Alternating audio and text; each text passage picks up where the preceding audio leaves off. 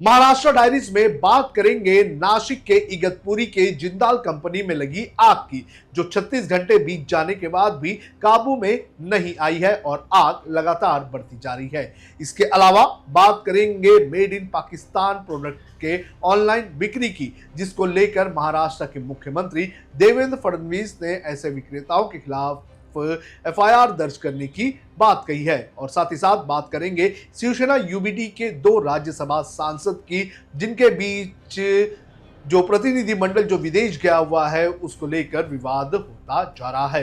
किस तरह से इन लोगों के बीच विवाद हो रहा है और क्या है ये तीनों खबरें, इसकी विस्तार में बात करेंगे। नमस्कार, आप देख रहे हैं लोकमत हिंदी। मेरा नाम है सोम कनौजिया।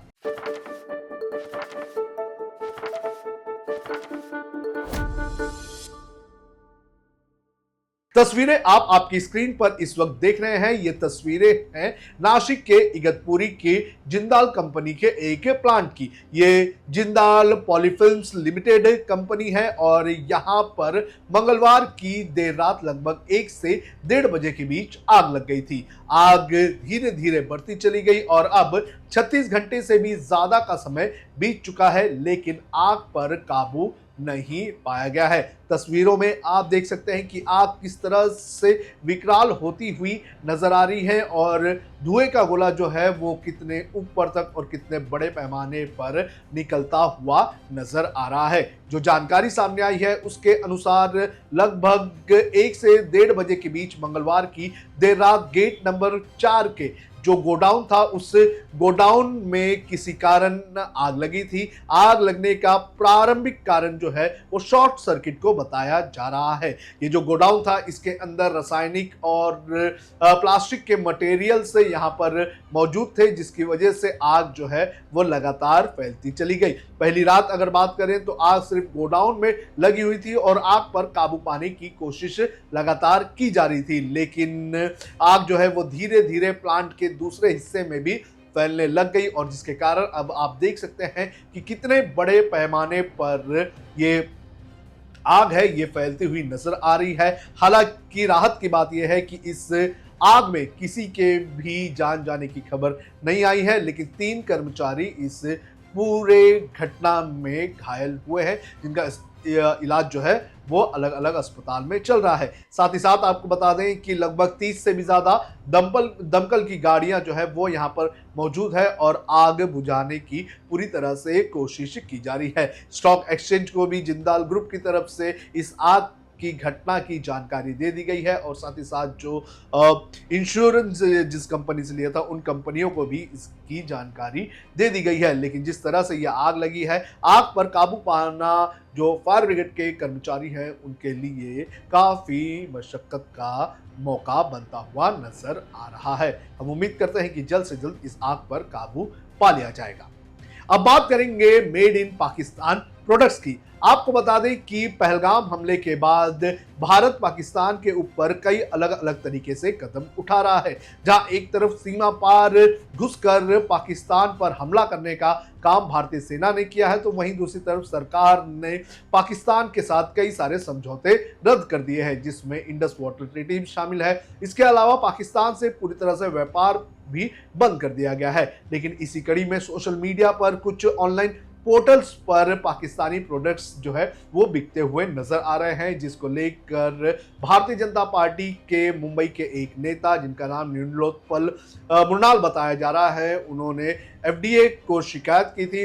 उनका यह कहना है कि ऑनलाइन पोर्टल्स पर लगातार पाकिस्तानी ब्यूटी प्रोडक्ट्स बिक रहे हैं और इन प्रोडक्ट्स का इस तरह से बिकना खतरनाक भी हो सकता है। उनका यह कहना है कि ये प्रोडक्ट किस तरह से बनाए गए हैं, इसके अंदर क्या मिलाया गया है, ये एक बहुत बड़ा खतरे का सबब है। और इन पाकिस्तानी प्रोडक्ट्स की अगर बात करें तो मुन्नाल का ये कहना है कि इन प्रोडक्ट्स के जो होलसेलर्स हैं, जो विक्रेता हैं, वो मालेगांव फिर दिल्ली और देश के दूसरे इलाकों में बैठे हुए हैं। मृणाल की अगर बात करें तो उन्होंने ये भी बताया कि किस तरह से उन्होंने 3 दिन पहले एक ऑर्डर किया था और 3 दिन में उनका ऑर्डर जो है वो उनके घर तक भी आ गया था। इस मुद्दे के उठने के बाद महाराष्ट्र के मुख्यमंत्री देवेंद्र फडणवीस ने ऐसे प्रोडक्ट विक्रेताओं और ऐसे ऑनलाइन पोर्टल्स के खिलाफ कार्रवाई करने की मांग की है। उनसे यह भी हिदायत दी गई है कि अगर आपके पास ऐसे प्रोडक्ट्स ऑनलाइन है और विक्रेता है तो आप उन प्रोडक्ट्स को अपने पोर्टल से हटा दें और अगर कोई पाकिस्तानी प्रोडक्ट बेचता हुआ नजर आएगा तो उसके ऊपर कार्रवाई की जाएगी, यानी कि एफआईआर भी दर्ज की जा सकती है।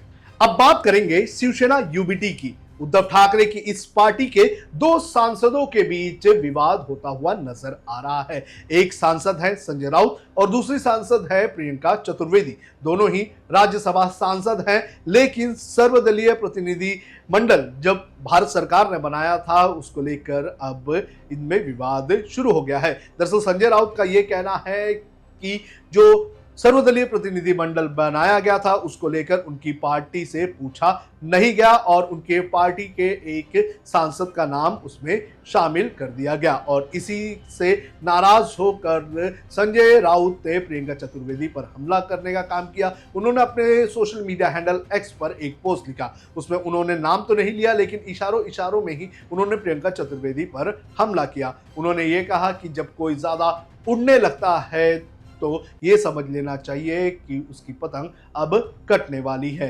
आपको बता दें कि प्रियंका चतुर्वेदी को जब सर्वदलीय प्रतिनिधि मंडल में शामिल किया गया तो उन्होंने खुद को उस प्रतिनिधि मंडल से अलग नहीं किया, वो उसमें शामिल हो गई और उनका प्रतिनिधि मंडल जो है वो अब जो है जो यूरोपियन कंट्रीज है उसमें जाएगा। आपको बता दें कि रविशंकर प्रसाद जो कि भारतीय जनता पार्टी के नेता और पूर्व कानून मंत्री हैं, उनकी अगुवाई में जो प्रतिनिधि मंडल है उस मंडल का हिस्सा जो है प्रियंका चतुर्वेदी है और ये प्रतिनिधि मंडल जो है ये UK, France, Italy, Germany, United kingdom ऐसे जो देश हैं वहां पर जाकर भारत का पक्ष पाकिस्तान के खिलाफ रखने का काम करेगा। लेकिन जिस तरह से प्रियंका चतुर्वेदी का नाम शामिल किया गया है उसको लेकर संजय राउत ने जो है नाराजगी जाहिर की है और प्रियंका चतुर्वेदी ने खुद को उस प्रतिनिधि मंडल से अलग नहीं किया। इसको लेकर संजय राउत ने कहीं ना कहीं इशारों में प्रियंका चतुर्वेदी पर हमला करने का काम किया है। तो इस तरह से ये थी आज की महाराष्ट्र की डायरीज की कुछ प्रमुख खबरें। आपको क्या लगता है कि और कौन कौन सी खबरों को शामिल करना चाहिए, आप हमें कमेंट करके जरूर बताएं।